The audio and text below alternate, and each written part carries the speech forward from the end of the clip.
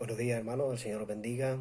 Bueno, seguimos por este medio, estando en contacto los unos con los otros y, bueno, ya iremos dando información de cómo vamos a ir haciendo la reincorporación al local de la iglesia, ¿no? Ya Jesús y yo iremos anunciando cuándo y cómo haremos la reincorporación. Bueno, meditaba yo en estos días, ¿no?, sobre la realidad de la situación que estamos viviendo, ¿no? Y pensaba que es una situación de mucho dolor, ¿no? Yo pensaba que como se están viviendo circunstancias muy particulares, ¿no? Las personas que han fallecido familiares, cómo están viviendo esas circunstancias de duelo, de dolor, ¿no? Con tanto aislamiento, ¿no? Luego, por otro lado, el tanto tiempo, ¿no?, de distanciamiento entre los familiares, ¿no? También cómo podemos ver por los medios de comunicación cómo ya están saliendo un montón de circunstancias en las familias. Son familias, parejas jóvenes con hijos pequeños que realmente están teniendo la necesidad de ser ayudados para poder tener el sustento que necesitan para poder vivir, ¿no? Porque económicamente no tienen posibilidad. Y vemos cómo realmente no solo eso, sino cómo vemos que las personas que desafortunadamente han tenido esta enfermedad del COVID-19, como esos que han padecido, esos enfermos, realmente cuando vemos cómo acaban después de tan largo tiempo en el hospital, y el proceso de rehabilitación que necesitan, porque realmente hay una atrofia, hay una situación, ¿no?, de mucho consumo en el cuerpo, ¿no?, muscularmente, ¿no? Te das cuenta que es una situación de muchísimo dolor la que realmente estamos viviendo, ¿no? Yo he tenido la oportunidad en estos días, ¿no?, de poder hablar, ¿no?, con personas mayores, con ancianos, ¿no? Y ellos expresaban que te decían cosas como diciendo, es que no hemos vivido, ¿no?, una situación tan particular, ¿no?, o tan difícil como esta, porque ni siquiera durante tanto tiempo no hemos podido salir a la calle, ¿no? Entonces cuando les preguntaba si habían vivido la guerra civil y todo, te decían que sí, pero ellos han vivido esta situación de una forma muy alarmante, de una forma muy difícil, ¿no?, de esa forma de confinamiento en la que ellos se han sentido, ¿no? Y cuando Jesús en el WhatsApp de los cultos, él ponía, ¿no?, la situación de ese pastor de California, un pastor joven que había acabado suicidándose y que ayudaba a otras personas con problemas mentales, y que él al final no pudo superar su situación mental y que acabó suicidándose, ¿no? Realmente había noticias que aunque no salen en los medios de comunicación, pero yo he podido leer las noticias del Ministerio de Sanidad, en la cual la curva de suicidio en los ancianos se ha incrementado, ¿no? Los ancianos, hablo del suicidio de los ancianos en este país, ¿no? Y vivir, hermanos, una situación de estas características fuera de Cristo, sin tener un conocimiento de Cristo, puede llevar a situaciones muy diversas en las personas, ¿no? Desde angustia, depresiones reactivas. Podemos ver cómo la gente muchas veces manifiesta actitudes de más violencia. Podemos ver cómo incluso podemos percibir que hay desesperanza en las personas, ¿no? Y tristemente incluso hemos podido y podemos oír cómo las personas acaban suicidándose, ¿no? Y yo pensaba, ¿no?, que realmente el Señor Jesucristo no está ajeno a este dolor. El Señor Jesucristo está atento al clamor de su iglesia, y esa iglesia que está intercediendo por este mundo que está perdido, ¿no?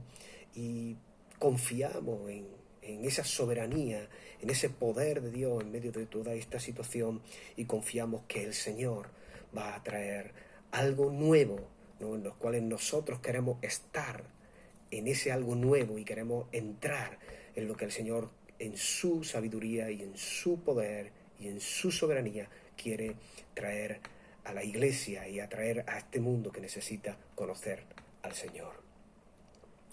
La palabra en Juan, en el capítulo 16, Jesús mismo lo dijo: en el mundo tendréis aflicción, pero confiad, yo he vencido al mundo.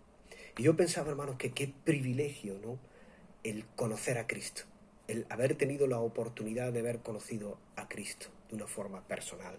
Porque no es conocer a Cristo de oída, no es tener un conocimiento teórico de Cristo, sino realmente el haber experimentado en nuestras vidas la mano de amor, la mano de poder y la mano de fidelidad que el Señor ha tenido con nuestra vida.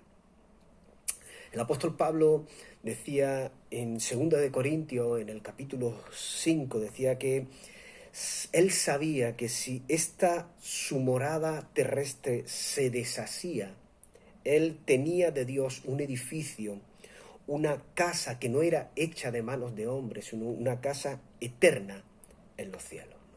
Y qué esperanza, hermanos, tan tremenda trae a nuestra vida estas palabras, para que saber que si se deshace esta morada terrenal que tenemos, este cuerpo físico, tenemos esa esperanza de gloria, porque Jesucristo nos ha preparado morada para estar al lado de Él.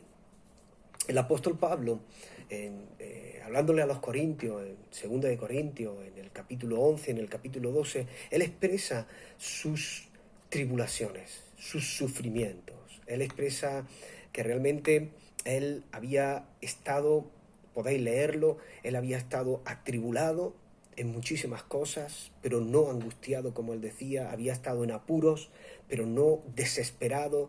Había estado perseguido, pero no desamparado. Había estado derribado, pero no destruido. Y había algo importante que él expresaba, que es que siempre en su cuerpo llevaba la muerte de Cristo, para que la vida de Jesucristo se pudiera manifestar a los corintios. Así que por eso él acaba el capítulo 12 diciéndole a los corintios, después de expresarle sus sufrimientos, sus tribulaciones y todo lo que él había sufrido por causa del Evangelio, él acaba diciendo: bástate mi gracia. Cuando él habla del aguijón en su carne y le pide al Señor que le sea quitado, el Señor le dice: bástate mi gracia, porque mi poder se perfecciona en tu debilidad. Por eso, por amor de Cristo, él decía: me gozo en debilidad, me gozo en afrenta, me gozo en persecución y me gozo en angustia, porque cuando soy débil, entonces soy fuerte. Y el apóstol Pablo tenía claro que él había aprendido a ver en el sufrimiento y a ver en las situaciones de tribulación, a ver las cosas como el Señor las veía. Es muy importante, hermano, ver las cosas como el Señor las ve. Tenemos que rogar al Señor poder ver las cosas como Él las ve. Tenemos que tener esa perspectiva clara que tenía el apóstol Pablo en medio de sus sufrimientos y de sus tribulaciones.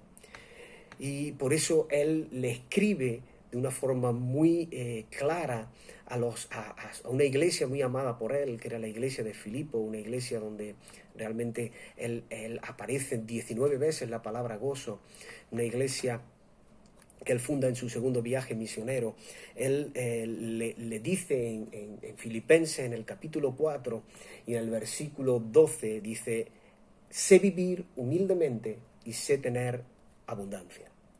En todo y por todo estoy enseñado, así para estar saciado como para tener hambre, así para tener abundancia como para padecer necesidad. Así que, hermanos, él había aprendido a vivir en medio de sus circunstancias difíciles, en medio de su sufrimiento, había aprendido a vivir como el Señor quería y como el Señor le había mostrado. Y aquí hay un aspecto importante que él expresa a los filipenses, una palabra que él emplea en el versículo 11, en la cual él habla del contentamiento. Dice: no lo digo porque tenga escasez, pues he aprendido a contentarme cualquiera que sea mi situación.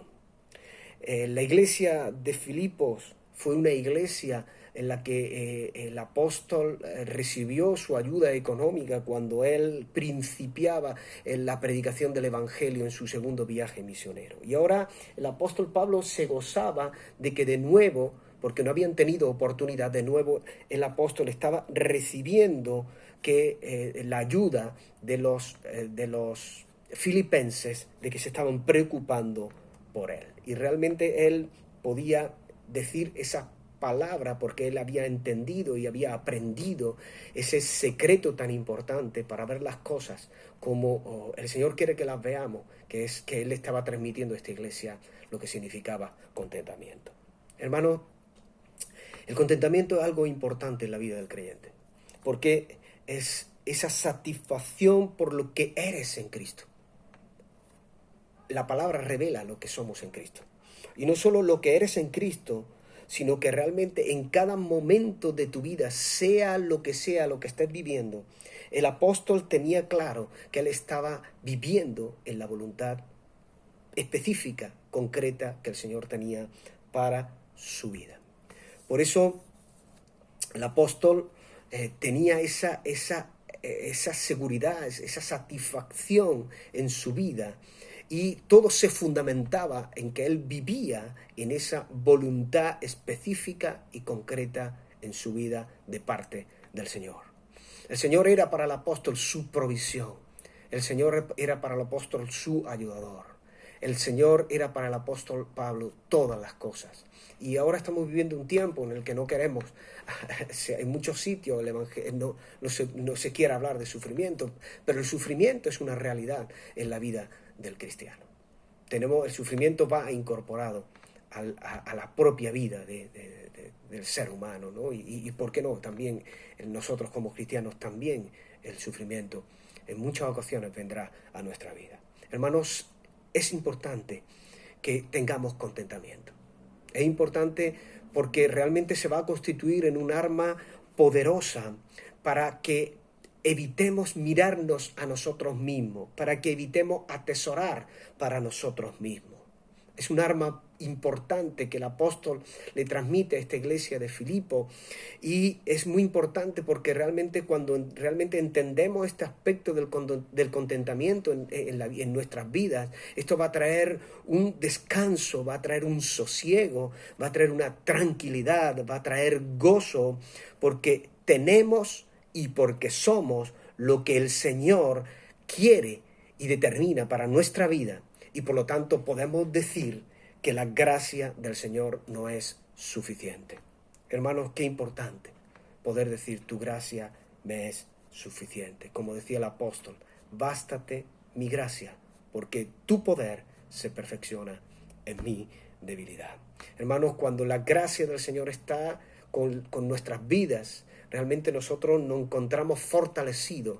La gracia del Señor nos va a transformar. La gracia del Señor nos va a enseñar, nos va a dirigir hacia el propósito y hacia la dirección que Él quiere.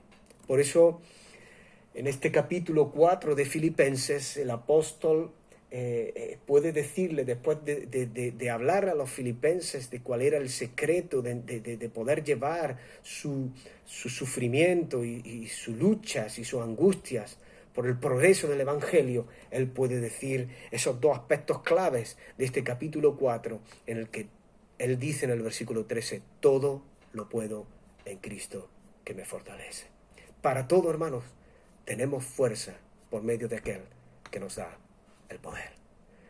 Y hermanos, aquí hablaba en un contexto económico, pero el apóstol Pablo, y ¿por qué no?, en el contexto económico también en este tiempo, pero no solamente en el económico, sino que podemos decir que mi Dios suplirá todo lo que os falta. Como dice el versículo 19, todo lo que os falta conforme a las riquezas en gloria en Cristo Jesús. Hermanos, cuando el apóstol Pablo le escribe a su hijo espiritual Timoteo en la epístola pastoral de Primera de Timoteo, el Primera de Timoteo en el capítulo 6 y en el versículo 6, él dice dos cosas. Hay un versículo en el versículo 6 que él dice: gran ganancia es la piedad acompañada de contentamiento. Y aquí el apóstol le está diciendo: mira, para vos, Timoteo, cuando realmente estos dos aspectos, la piedad y el contentamiento, están incorporadas en tu vida y en la vida de cualquier creyente, es gran ganancia, porque estos dos aspectos, la piedad y el contentamiento, van a dar una riqueza tremenda a tu vida. La piedad, hermano, entendiendo la piedad como esa actitud del creyente en la cual todo lo que hace, todo lo que dice, lo hace para agradar al Señor, sea de palabra, sea de hecho.